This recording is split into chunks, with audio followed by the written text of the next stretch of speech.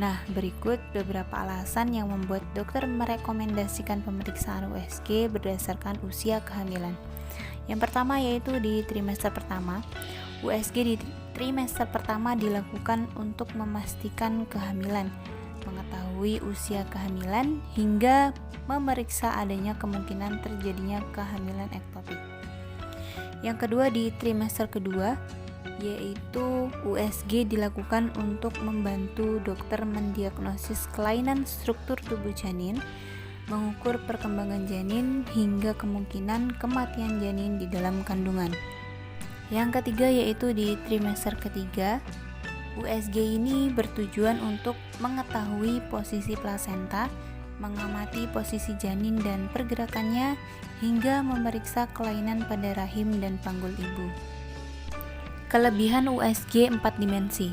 Daripada USG 2 dimensi dan 3 dimensi, USG 4 dimensi mampu menyajikan gambar bergerak seperti video.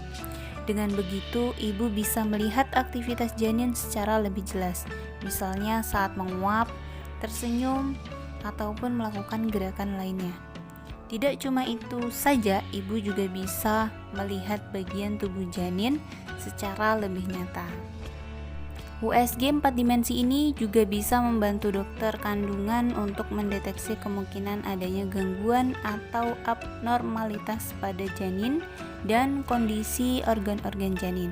Nah, dengan begitu dokter bisa segera melakukan langkah-langkah penanganan.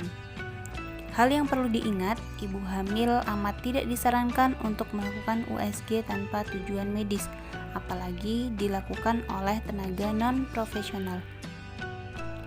Manfaat USG janin baik 2 dimensi, 3 dimensi, ataupun 4 dimensi.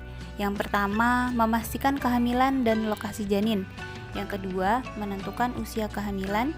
Yang ketiga, mengetahui jumlah janin dalam kandungan seperti mendeteksi kehamilan kembar.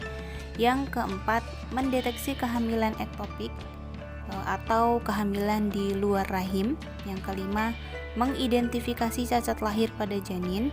Yang keenam, mengevaluasi pertumbuhan janin selama kehamilan. Yang ketujuh, memantau pergerakan dan denyut jantung janin. Dan yang kedelapan, mengevaluasi kondisi plasenta dan cairan ketuban.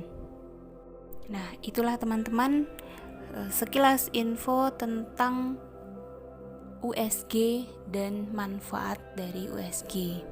Terima kasih.